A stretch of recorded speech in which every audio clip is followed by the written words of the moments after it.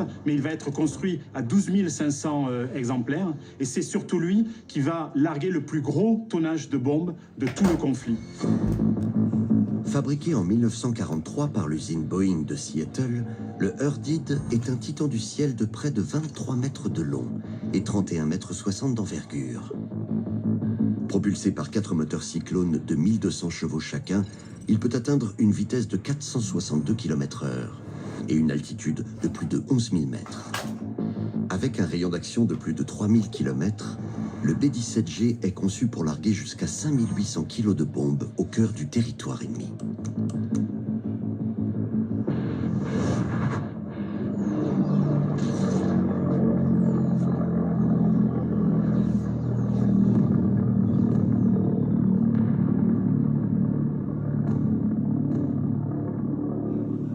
Le B-17G, lors de ses longues missions, a besoin de se protéger.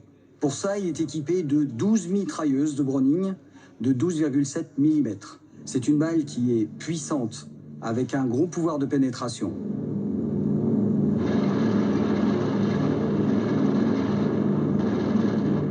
Son système d'armes ne laisse aucun angle mort autour de l'appareil, ce qui lui vaut le nom de forteresse volante.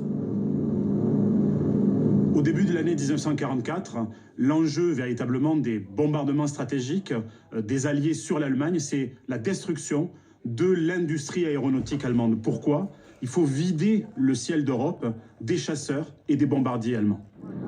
Les raids aériens sont rarement de tout repos. Les chasseurs allemands attaquent en meute. Quelques rafales bien placées suffisent parfois à détruire un appareil. À bord des B-17 de l'US Army Air Force, des équipages dont la moyenne d'âge n'excède pas 25 ans. Malgré le grand nombre d'appareils en vol dans les formations de combat, ils savent qu'ils peuvent à tout moment être pris pour cible. La peur est leur compagne, et ils voient souvent la mort de près. Un B-17 qui part en vrille a peu de chances d'en réchapper. Les pertes sont nombreuses. Il faut imaginer l'angoisse de ces membres d'équipage de B-17 qui sont en formation et qui sont assaillis par des nuées de chasseurs allemands. Et ces membres d'équipage savent pertinemment qu'une balle tirée par un Messerschmitt peut venir traverser la carlingue, les blesser effectivement, mais également venir faire exploser le stock de bombes qui se trouve dans la soute.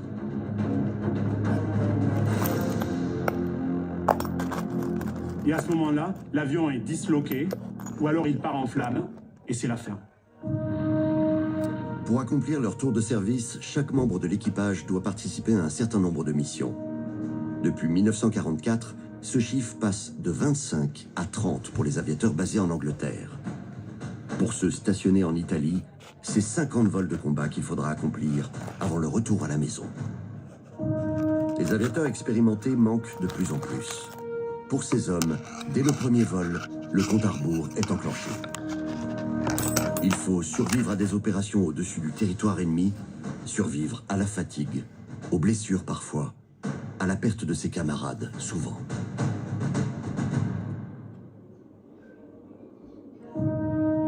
Après avoir débarqué en Sicile, dans le sud de l'Italie, et libéré la Corse, les Alliés sont bloqués par les Allemands devant la ligne Gustave. Tous les jours, des escadrilles décollent pour bombarder les lignes d'approvisionnement ennemies. Depuis sa libération au mois de septembre 1943, la Corse a été couverte de bases aériennes. 17 ont été construites à la hâte, à tel point que les GI ont rebaptisé l'île de Beauté. Ils l'appellent USS Corsica, comme s'il s'agissait d'un porte-avions de la Navy.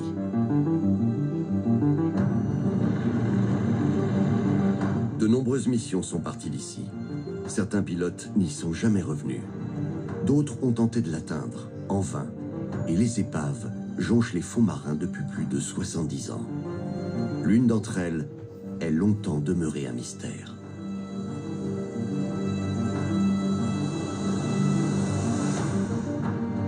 Une épave de B-17 longtemps oubliée gît par une trentaine de mètres de fond au pied de la citadelle de Calvi. Philippe Castellano, spécialiste de ce type de vestiges, la connaît bien. Nous sommes à la verticale de l'épave de la forteresse volante. L'eau est d'une limpidité incroyable, d'une clarté fabuleuse. Je pense que nous allons pouvoir deviner la magnifique silhouette de l'avion dès les 6-7 mètres de profondeur atteinte.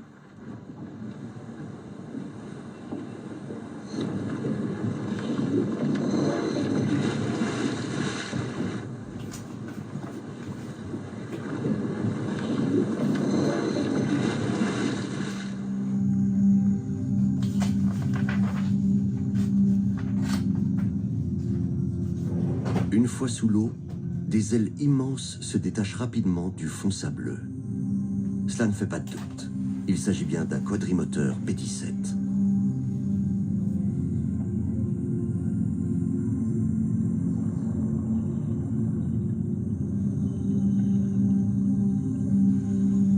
Il est particulièrement bien conservé. Son nez pointe en direction de la côte.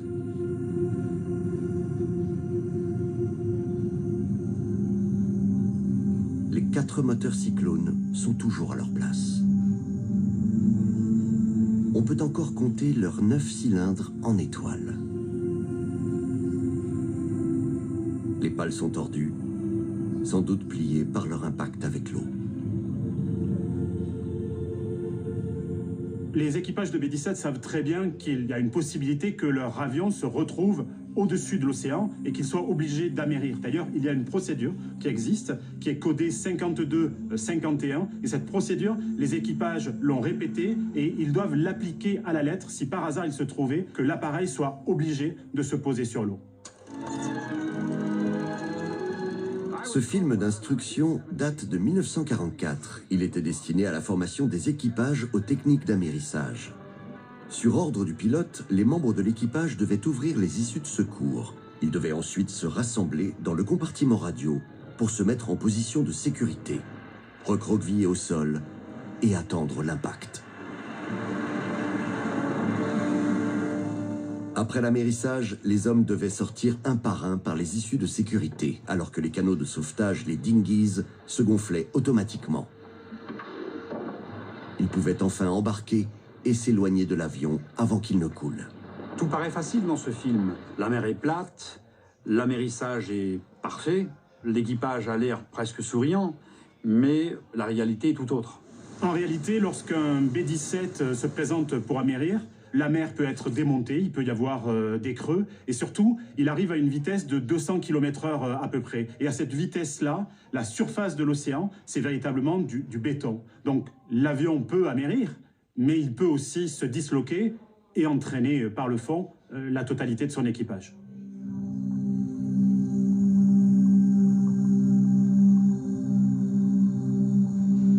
Dans la cabine, les 2 sièges des pilotes et les commandes de vol.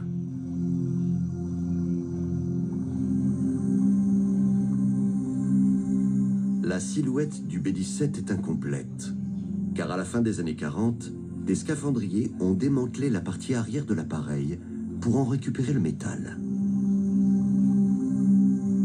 L'avion a sombré dans l'oubli pendant plus de 20 ans.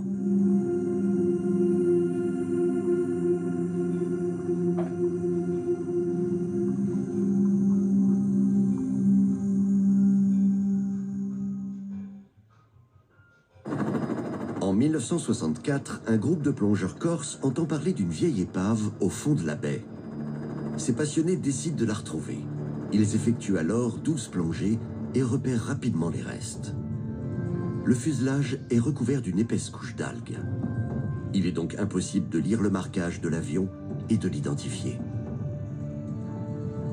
Les plongeurs pénètrent à l'intérieur de la carlingue et découvrent un parachute, des ossements humains, une paire de chaussures, des vestiges de tenue de vol.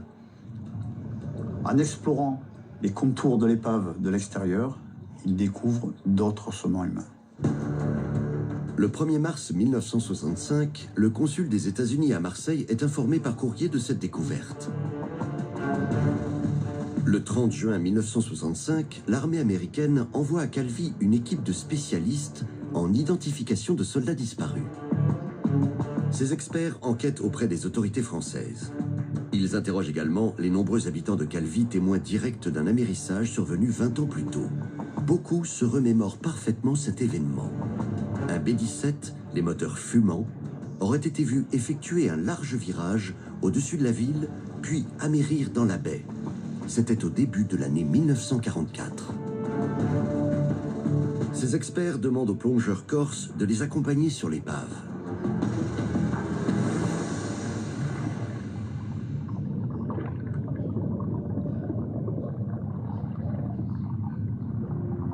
Ils se mettent en quête du moindre indice qui pourrait permettre d'identifier l'appareil ou l'un de ses membres d'équipage. La tâche est ardue, car le B-17 est sous l'eau depuis 20 ans. Le fuselage est déjà couvert de concrétions et d'algues, mais certains éléments attirent leur attention.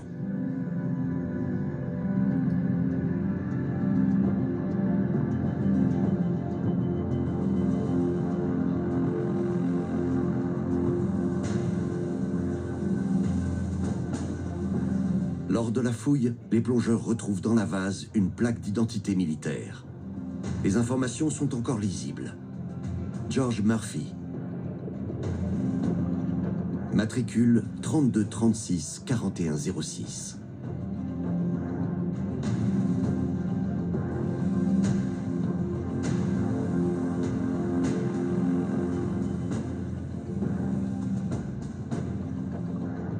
Grâce à la découverte de cette plaque d'identification, on est capable d'identifier un des membres d'équipage. Mais on est également capable d'identifier le B-17 en question. Chaque B-17 avait un surnom et celui-ci, c'est le Urdid. Le problème, c'est que ce B-17 Urdid n'a rien à faire là. L'énigme est en effet totale. Le B-17 Urdid n'a jamais été basé en Corse. Il était affecté au 97e Bomber Group de la 15e Air Force américaine, basé à Amendola dans le sud-est de l'Italie, à près de 600 km du lieu du naufrage. La question, c'est de savoir comment cet avion est arrivé là et surtout, où sont les autres membres de l'équipage. Et grâce à cette plaque d'identification, les services de l'armée américaine vont réussir à recomposer l'équipage qui volait sur le Urdid ce 14 février 1944.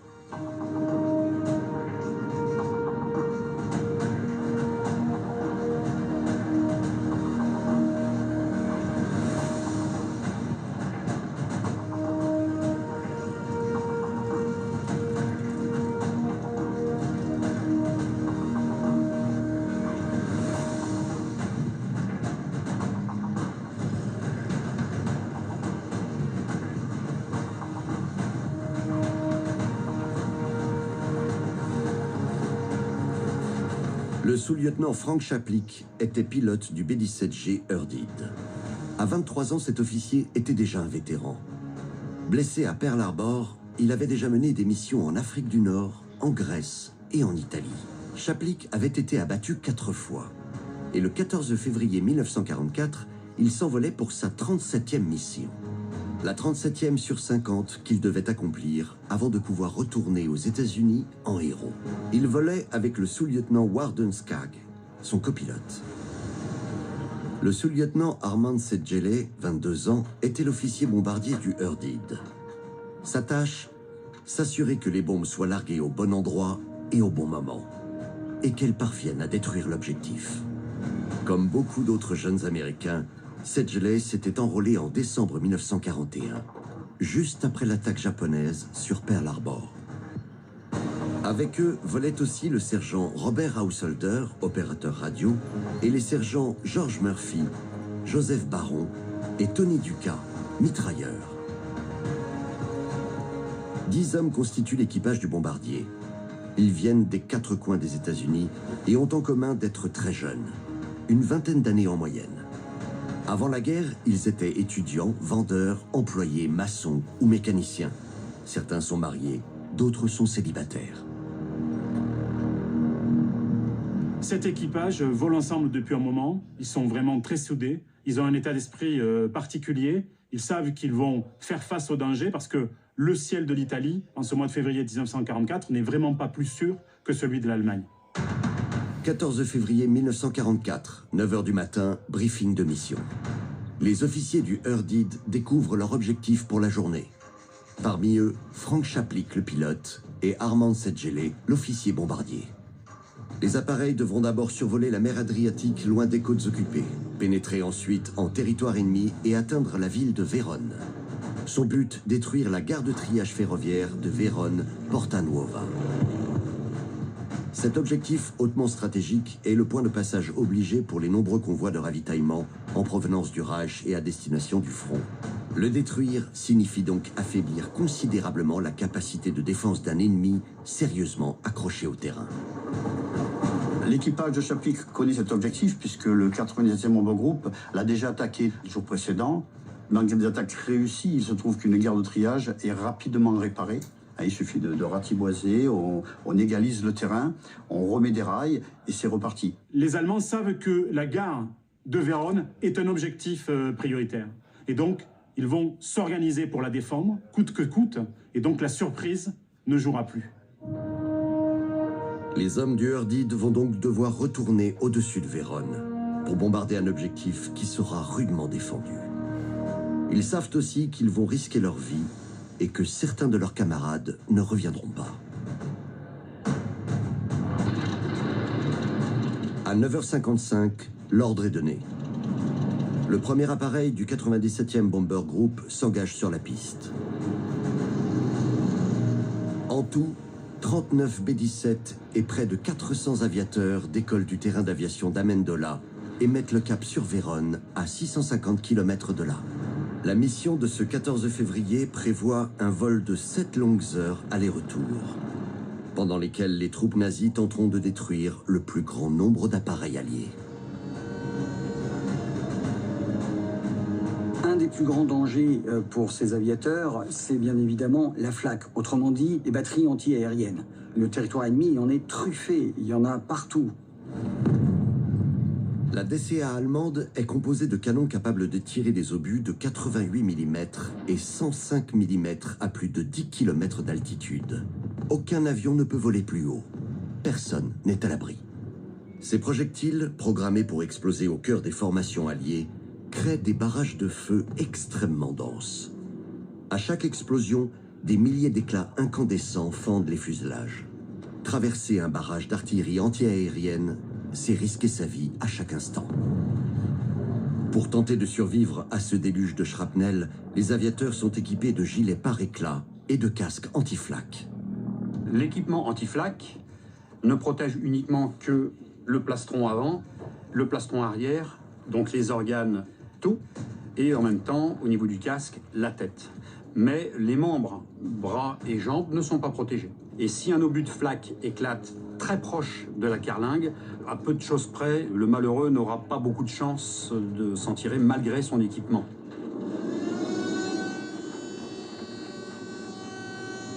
Un autre danger guette les équipages des B-17. Quand la flak se tait, les escadrons de chasse nazis entrent en scène. Tels des meutes de loups, ces chasseurs ont pour but d'abattre le plus de B-17 possible. En février 1943, les Allemands disposent de deux redoutables appareils, le Messerschmitt B-109 et le Focke-Wulf 190. Deux avions à la pointe de la technologie. Extrêmement maniables et rapides, ils atteignent des vitesses de plus de 650 km/h. Ils sont armés de mitrailleuses de 13 mm, mais également de canons de 20 et 30 mm à charge explosive. Quelques obus bien placés peuvent briser une forteresse volante en une fraction de seconde.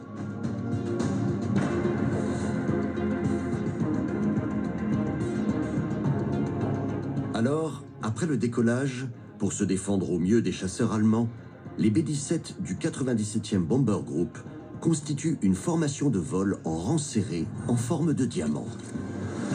Ainsi disposés, les bombardiers peuvent se protéger mutuellement et concentrer le feu de leurs centaines de mitrailleuses sur les appareils ennemis. Au sein de la formation en diamant du 97e Bomber Group, la position du Urdid est la plus dangereuse. Pourquoi? Parce qu'elle est située en arrière toute et à l'extrémité gauche donc du groupe. Il était bien sûr le plus sujet à l'attaque de la chasse allemande, si c'était le cas. Cette position ne plaisait pas du tout aux équipages, mais il fallait bien que quelqu'un la prenne. Ce jour-là, elle est revenue à l'équipage du sous-lieutenant Chaplik. Il faut imaginer ce que ça représente d'avoir un nuage de bombardiers B-17 de 30 à 40 appareils qui sont assaillis par des dizaines de chasseurs ennemis. Les balles fusent dans tous les sens. Les chasseurs viennent virevolter littéralement entre les avions. C'est un véritable chaos.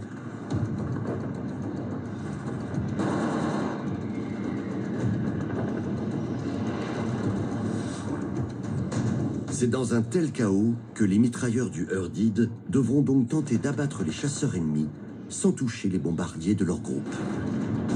Ces aviateurs sont aussi importants que les pilotes. De leur action dépend la survie de tout l'équipage et l'accomplissement de la mission.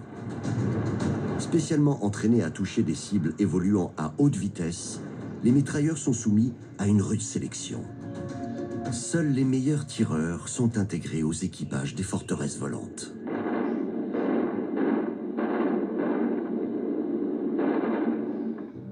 Les mitrailleurs, pour abattre des avions ennemis, devaient tirer de très courtes rafales, 2-3 secondes, et avoir une rigueur, avoir un sang-froid incroyable. Finalement, ils n'avaient qu'entre 15 et 30 secondes de tir effective maximale par rapport à l'emport de leur munitions. Et ils ne peuvent pas arroser les chasseurs ennemis avec de très longues rafales, comme on le voit bien entendu dans les films de guerre.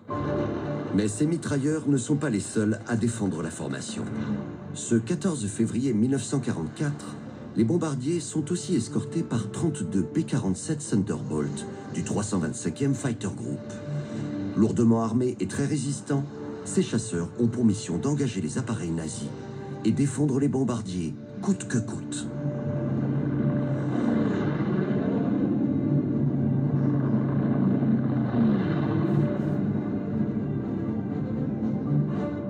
Une heure après le décollage, la formation se retrouve désormais au-dessus de la mer Adriatique. L'équipage du Urdid remarque un avion ami qui perd du terrain. Le bombardier rencontre visiblement des problèmes techniques. Il est obligé de mettre le cap vers le sud. Pour son équipage, la mission est terminée. L'ordre de tester les armes est ensuite donné. Chaque mitrailleur tire une courte rafale. Un deuxième B-17 voit plusieurs de ses armes s'enrayer. Il abandonne aussitôt la formation et rentre à la base. Les pannes à bord des bombardiers lourds de la Seconde Guerre mondiale américains étaient malheureusement fréquentes. Il s'agissait d'avions complexes, sophistiqués. Il est hors de question d'aller sur le territoire ennemi avec un avion qui n'est pas à 100% de ses capacités. Donc, comme moindre problème technique, on avorte la mission et on rentre. Un troisième B-17 doit également rentrer à la base à cause d'une défaillance de son système de distribution d'oxygène. Car la formation vole à une altitude opérationnelle de 7600 mètres. Et à cette altitude extrême, le taux d'oxygène est faible. En cas de panne du système de respiration, les aviateurs perdraient rapidement connaissance. Mais les hommes d'équipage ne sont pas les seuls à souffrir du fait de l'altitude. Les moteurs du B-17 ont été adaptés au vol à plus de 5000 mètres.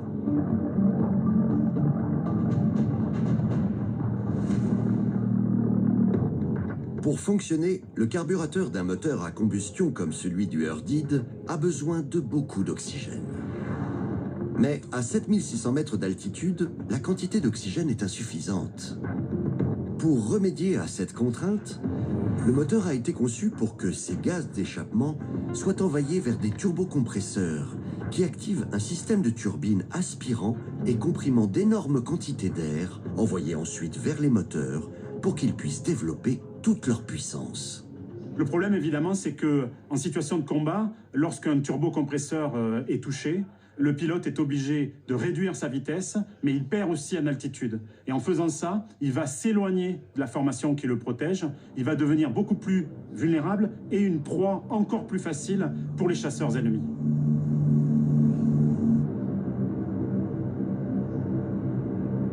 On peut dire que sur le plan mécanique, le turbocompresseur, si ces appareils étaient le talon d'Achille. Un dernier danger menace l'équipage du Urdid, car à 7600 mètres, le froid aussi peut tuer. Seule la cabine du pilotage et le nez de l'avion reçoivent une partie de la chaleur des moteurs, mais la carlingue n'est pas chauffée. En vol, la température peut descendre jusqu'à moins 50 degrés. Les équipages sont subis à cette rudesse de température. Au moindre contact de la peau avec le métal, elle colle instantanément. Nombreux sont les gelures, les engelures, les amputations qui ont lieu au retour de mission. Pour se protéger de ce froid paralysant, les aviateurs portent une tenue de vol en cuir, doublée en laine de mouton, complétée d'un casque, de gants et de bottes fourrées. L'ensemble de cette tenue est branché au système électrique de l'appareil échauffée par une résistance. Alors l'inconvénient de cette tenue de vol, c'est qu'elle est très encombrante, très épaisse, très lourde. Le mitrailleur est vraiment très peu agile au niveau de ses mouvements, un petit peu comme un scaphandrier. Après 3h30 de vol, le 97e Bomber Group se trouve désormais au-dessus du territoire ennemi. Et sans avoir rencontré la moindre résistance. Il vole au-dessus d'une importante couche nuageuse. À 13h30, les B-17 arrivent à proximité de Vérone et ouvrent les soutes des bombes. L'avion leader effectue alors un dernier virage de 20 degrés sur tribord pour corriger l'angle d'attaque de la formation. Les autres B-17 suivent avec un léger temps de décalage. Le Hurdid, en position externe à gauche, se retrouve donc isolé pendant quelques instants. C'est à ce moment précis que des chasseurs ennemis apparaissent soudainement à l'arrière de la formation. Des Messerschmitt Bf-109. En quelques secondes, les chasseurs allemands se trouvent à distance de tir. Ils ouvrent le feu sur le Hurdid. Instantanément, de la fumée sort de 3 de ses moteurs. C'était vraiment l'une des techniques des pilotes de chasse. Ils attaquaient avec le soleil dans le dos, pour profiter véritablement du halo duquel ils surgissaient pour éblouir leurs adversaires. Et souvent, on entend dans les vacations radio des B-17, « Ils arrivent, ils sont dans le soleil, ils sont dans le soleil ». Le bombardier riposte. Les équipages des autres B-17 constatent que de nombreuses rafales sont échangées entre les Messerschmitt et le Hurdid.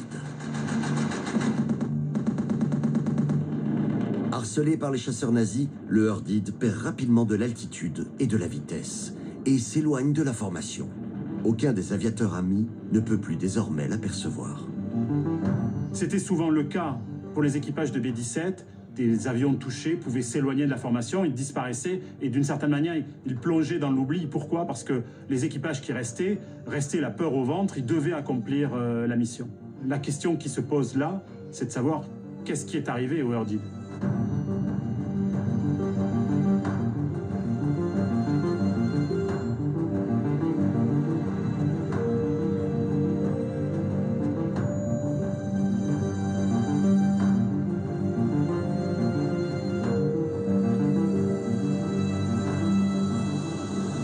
Les comptes rendus de mission des membres de l'équipage, déclassifiés par l'armée américaine en 1973, retracent rigoureusement l'épopée du Hurdid. Ces comptes rendus sont longtemps restés secrets et ce sont des documents exceptionnels. Pourquoi? D'abord parce qu'ils nous disent que certains membres de l'équipage ont survécu au crash. Et ensuite, ils nous racontent minute après minute le calvaire du B-17 Hurdid ce 14 février 1944.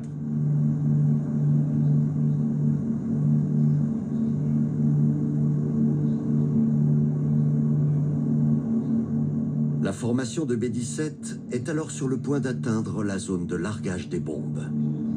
Toutes les soutes sont ouvertes. Le pilote, Frank G. Chaplik, témoigne. En approchant de l'objectif, notre escadron a dû effectuer une correction de l'axe d'attaque de 20 degrés. Cela a demandé une puissance excessive à notre avion. Étant en position extérieure, j'ai été isolé de la formation au moment du virage. Au moment de commencer son approche finale, le Hurdid se trouve donc légèrement éloigné de la formation. Le pilote Frank Chaplik passe alors les commandes de l'avion à Armand Sedgele, l'officier bombardier, installé dans le nez de l'appareil. Depuis son poste, Sedgele domine le paysage, qu'il observe à travers un dispositif extrêmement sophistiqué, le viseur Norden. Il s'agit d'un dispositif électromécanique qui permet de cibler l'objectif en tenant compte, bien entendu, de l'altitude et de la vitesse du vent. C'est l'officier bombardier de l'appareil qui est en charge de gérer le viseur Norden et par un œilleton, il va prendre en charge le pilotage de l'avion et amener l'appareil là où il doit se trouver à un moment donné pour le largage des bombes.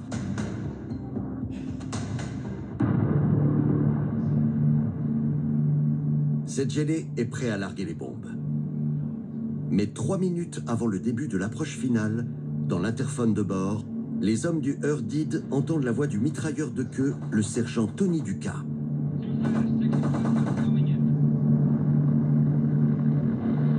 chasseurs ennemis approchent par l'arrière. En l'espace de quelques secondes, un Messerschmitt Bf-19 se place juste derrière le Herdid et il fait feu de toutes ses armes.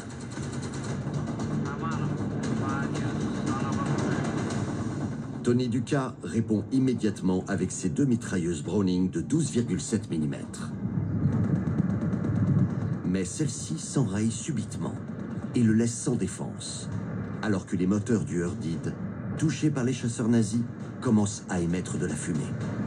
Rapidement, le mitrailleur de la tourelle supérieure ouvre à son tour le feu contre l'ennemi. Dans le rapport, il raconte: l'appareil a effectué une manœuvre de fuite qui m'a permis de tirer sur lui seulement quelques rafales.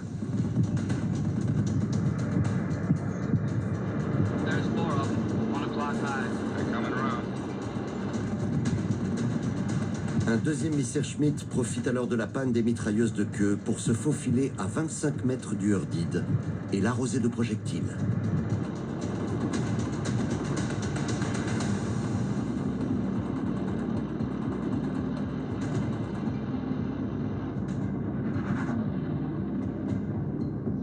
Le chasseur ennemi a infligé des dégâts sévères à notre appareil. Des balles explosives ont touché ma tourelle, brisé la verrière devant et derrière moi, et bloqué mon champ visuel.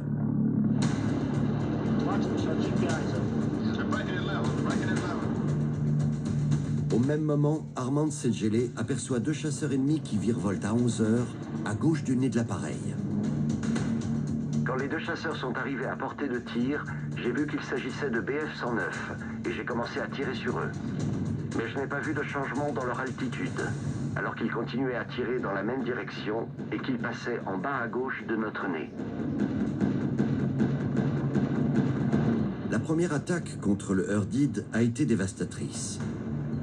Le fuselage est criblé de dizaines d'impacts et le nez de l'appareil est rempli de fumée.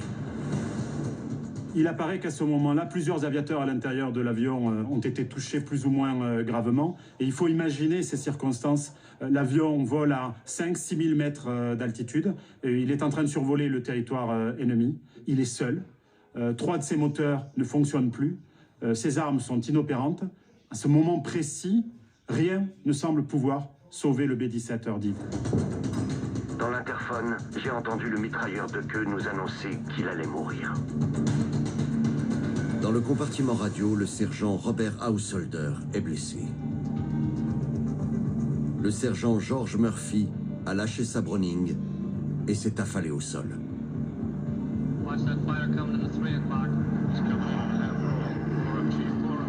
Les pilotes allemands n'ont qu'un seul objectif, détruire l'appareil, le cribler littéralement de balles, pour faire en sorte que ces moteurs qui fument se transforment en brasier et qu'ils brûlent, ou alors qu'ils décrochent et qu'il aille se cracher au sol.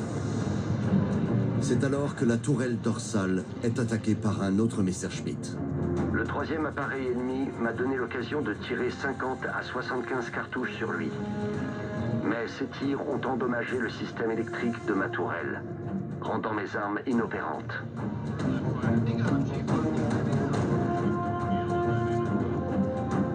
Le chasseur allemand, durement touché, pique vers le sol. Mais la tourelle dorsale du Herdid est désormais hors de combat. À ce moment-là, le Herdid est dans un état catastrophique. Il y a à bord des blessés gravement touchés, de très importants problèmes mécaniques, des mitrailleuses hors service et surtout l'avion est isolé. À ce moment-là, le Herdid est particulièrement vulnérable et les chasseurs allemands s'amusent avec lui comme un chat s'amuserait avec une souris.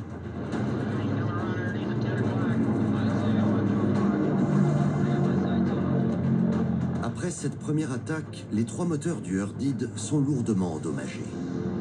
Le pilote Frank Chaplik se souvient de l'état lamentable de son appareil.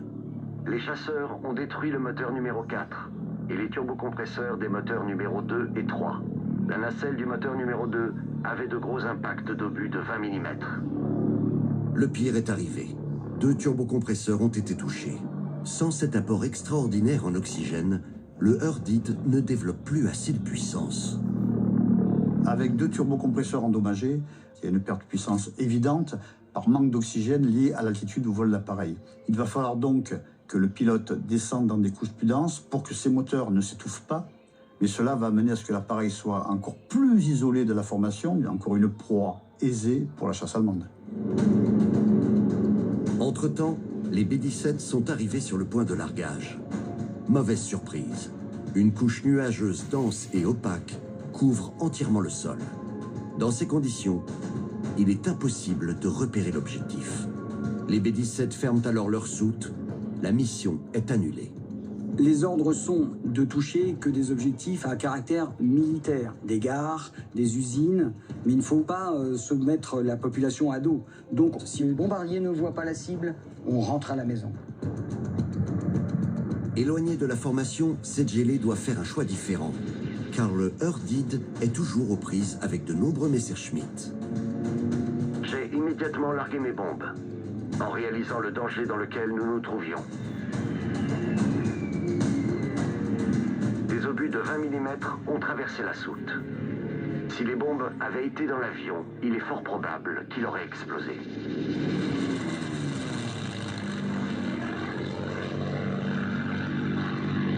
Les chasseurs ennemis harcèlent sans cesse le bombardier. Un Messerschmitt Bf-109 volait sur notre aile droite, puis a tourné en direction du nez de notre avion. J'ai tiré sur l'ennemi alors qu'il virait, et j'ai continué à tirer jusqu'à ce qu'il explose. Les minutes du Herdid sont désormais comptées. Mais soudainement, Székely remarque d'autres silhouettes dans le ciel.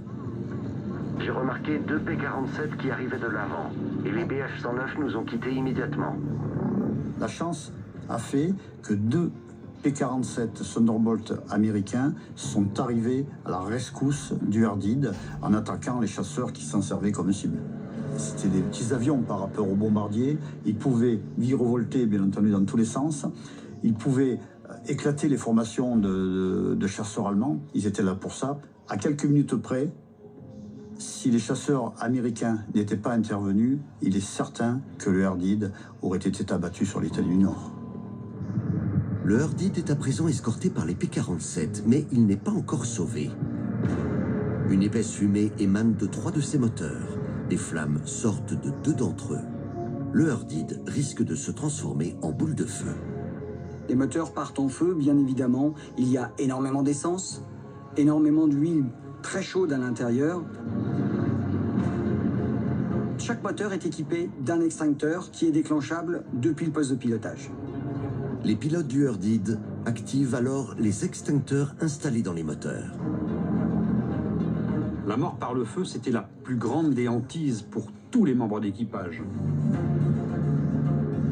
En quelques secondes, les flammes s'éteignent. Les P-47 doivent rejoindre le gros de la formation et laissent le Herdid à son sort. Chaplik et ses hommes sont désormais complètement seuls au cœur du territoire ennemi, à bord d'un bombardier qui perd de l'altitude à chaque instant. Le Herdid, mal en point, n'a plus qu'un seul moteur complètement valide, à 100%. Chaplik sait qu'il doit compter sur ce moteur en le gardant en sur-régime. Seulement, il sait aussi qu'en faisant cela, il risque d'arriver à une casse moteur. Il sait pertinemment qu'il ne pourra pas continuer à voler longtemps avec ce moteur en surpuissance. Mais la base du Herdid se trouve à près de 700 km de là. Le seul moteur valide de l'appareil ne tiendra jamais. Le bombardier est voué à se cracher en territoire ennemi. Chaplik demande alors à Cowell, son navigateur, quelle est la base la plus proche. Sa réponse, le terrain d'aviation de Calvi, en Corse. L'île est depuis 5 mois entre les mains des Alliés. Calvi se trouve à environ 350 km de l'endroit où il est. C'est donc jouable. Le Herdid met le cap au sud-sud-ouest. Une fois le danger passé, Székely se préoccupe du sort de ses camarades de combat. Je suis allé dans le compartiment radio. J'ai trouvé l'opérateur gisant au sol.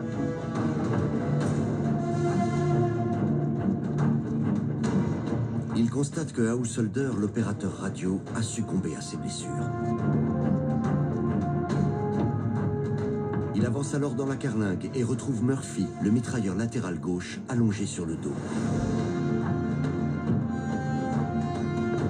J'ai cru qu'il avait seulement perdu connaissance. Mais j'ai alors découvert une blessure par balle dans sa poitrine et un autre impact plus large sur le ventre. Sedgele ne peut plus rien pour son camarade. Il est décédé.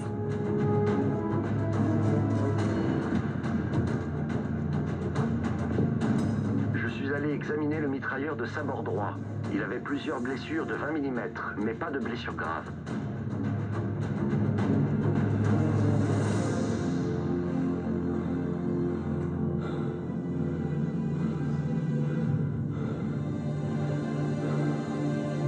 Sedgele se rend alors dans la queue de l'avion, au poste de Tony Duca, le premier à avoir été touché.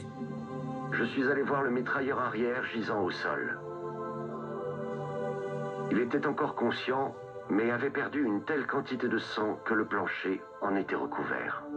J'ai mis sur lui un blouson de vol, il a rapidement perdu connaissance et je pense que c'est à ce moment-là qu'il est mort. Alors que le Urdid laisse derrière lui la côte italienne et survole la Méditerranée, Armand Sedgele constate avec désarroi que 3 de ses camarades ont été tués au cours de l'attaque. À ce moment-là, l'équipage du Urdid n'a plus rien à craindre de la chasse ennemie, mais par contre, l'avion vole avec 3 de ses moteurs qui sont quasiment HS. En cas de panne, c'est le crash assuré et la disparition dans la Méditerranée. Pendant plus d'1 heure, le Urdid survole la mer au risque de se cracher à chaque instant. Puis soudainement, la citadelle de Calvi apparaît à l'horizon. L'aérodrome de Calenzana est désormais tout proche. Les hommes du Urdid se sentent près du salut. Chaplik survole alors la piste. Elle est courte et entourée de collines. J'ai tenté d'atterrir sur le terrain, mais à cause des montagnes et des conditions de l'appareil, j'ai été incapable de me poser. Alors j'ai pensé que le mieux était d'amérir dans la baie près de la côte. J'ai ordonné à l'équipage de s'installer au poste pour l'amérissage.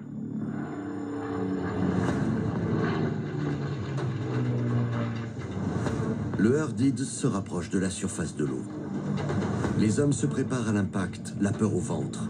Alors que les pilotes s'apprêtent à poser, tout moteur arrêté, un bombardier de 20 tonnes sur les vagues à une vitesse de près de 200 km/h. L'impact est violent. Dans le compartiment radio, les hommes sont secoués les uns contre les autres.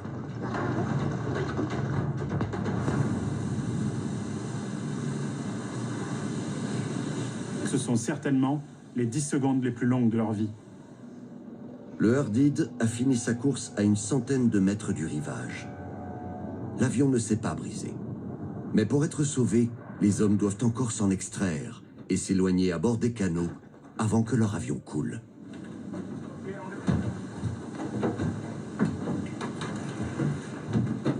Deux minutes après l'amérissage, le Urdid sombre dans la baie de Calvi. La dernière image du Urdid a été prise par un soldat britannique depuis les rochers de la citadelle de Calvi, quelques minutes après le naufrage. Une tache d'huile et d'essence se répand à l'endroit même où le quadrimoteur vient de sombrer, alors qu'un radeau de sauvetage se dirige vers une vedette britannique. Les 7 survivants voient sombrer l'appareil. Eux sont vivants, mais les dépouilles de 3 des leurs sont encore dans la carlingue. Ils ne peuvent rien faire, juste regarder le Urdid disparaître dans les flots. Après le naufrage, les aviateurs sont rapidement pris en charge et soignés par les troupes britanniques basées à Calvi. Leur mission est enfin terminée. Et leur avion, le Urdid, repose désormais au fond de la mer. Le temps passe et son histoire est oubliée. Les ossements retrouvés dans l'épave en 1965 ont été analysés par l'armée américaine. Elles sont comparées aux comptes rendus médicaux des hommes du Urdid. Les médecins légistes ont découvert que ces restes humains constituent les dépouilles des 2 membres disparus de l'équipage. Le sergent George Murphy, mitrailleur du sabord gauche, dont la plaque d'identification avait été retrouvée, et le sergent Robert Householder, l'opérateur radio. Ces 2 hommes avaient été déclarés disparus au combat après la mission du 14 février 1944. 21 ans plus tard, leur statut a été modifié. Ils sont désormais considérés comme tués au cours de l'opération.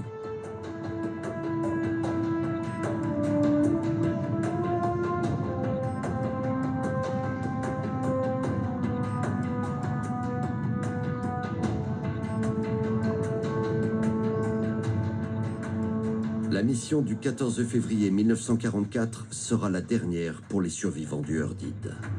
Sur cette photographie, prise sur une base alliée quelques jours après le naufrage, 6 des 7 rescapés posent ensemble. Pour eux, la guerre est terminée. Ils vont être renvoyés aux États-Unis. Après la guerre, le sous-lieutenant Frank Chaplik est devenu contrôleur aérien à l'aéroport Logan à Boston. Marié pendant le conflit, il a pu fonder une famille et a eu 2 enfants. Armand Segele est retourné auprès de sa famille à Lakewood, dans le Colorado. Après la guerre, il a travaillé dans le secteur aéronautique civil, s'est marié et a eu 4 enfants. Tous les autres survivants ont pu retourner dans leur ville d'origine auprès de leur famille. Les restes humains de Murphy et Householder, récupérés et identifiés en 1965, ont été enterrés dans leurs villes respectives. Eux aussi sont rentrés à la maison. Le corps du mitrailleur de queue Tony Ducas n'a jamais été retrouvé. « 75 ans après sa dernière mission, sa dépouille repose encore au fond de la mer, avec l'épave du Eurdid.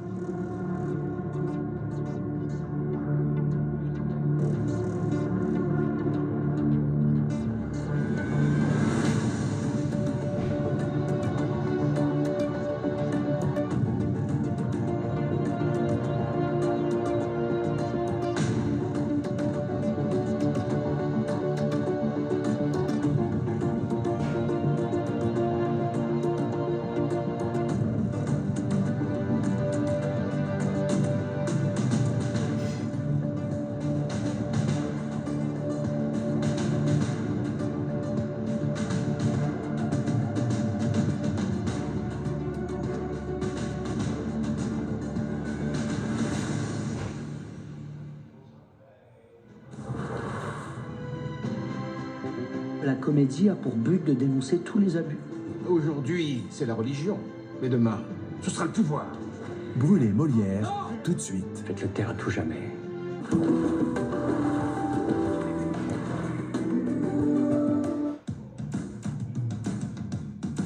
Si vous aussi, vous ressentez un sentiment de satisfaction à l'idée de nettoyer impeccablement vos surfaces textiles, choisissez l'aspirateur injecteur extracteur Parkside et vous serez étonné du résultat. Son système combiné 2 en 1 vous permettra de venir à bout des tâches les plus coriaces. Aspirateur injecteur extracteur Parkside, 99 €. Dès maintenant, en exclusivité chez Lidl. Lidl, le vrai prix des bonnes